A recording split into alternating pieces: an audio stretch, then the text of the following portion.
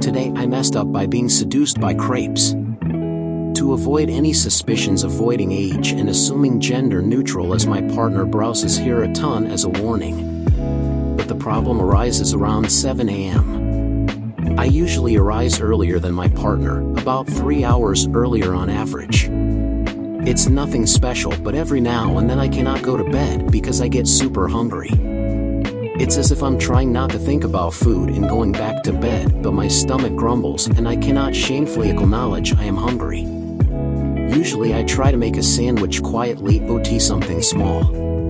Kitchen is next to the bedroom. The design of this place seems to create an unnatural echo back to the bedroom, hearkening my partner to be aware I am not in bed with them, but am in fact having a secret affair with Pepperidge Farm, toaster strudel, or some other foul but tasty treat. Problem arose today, however, where I wanted to splurge: crepes. How did this come about? Not a clue. I awoke into simply a sound saying "buy crepes." So I hearkened toward these demonic voices in my head and Grubhub some poor chap for crepes at 6 a.m. Delivery window was an hour.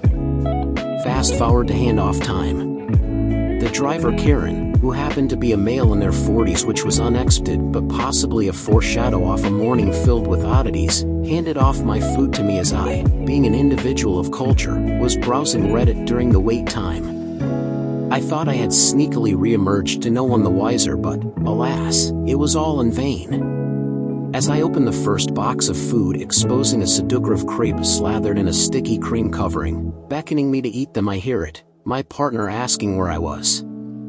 Upset that I had left their side and disappeared, I felt the urge to distract from the truth and reply I had gotten crepes for us.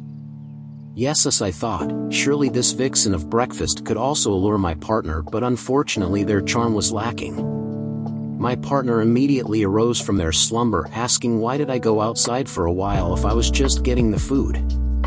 To my horror, I realized in my state of slumber and semi-consciousness I had waiting for 20 minutes for the food.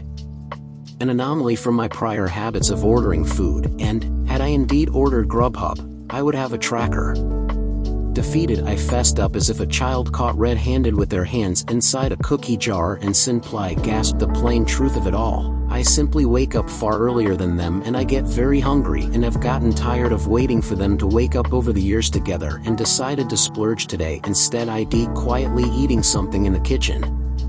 I thought the truth would set me free, and along with the crepes, I would be free of punishment, right?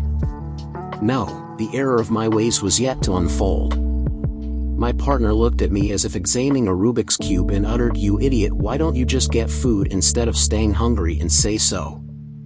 Upset as they were at me for making them feel as if I had a secret affair, of a human kind of course, they simply said I was an idiot for not eating real and regular food like a civilized being and instead treating my desires as if I were a vagabond attempting to avoid detection.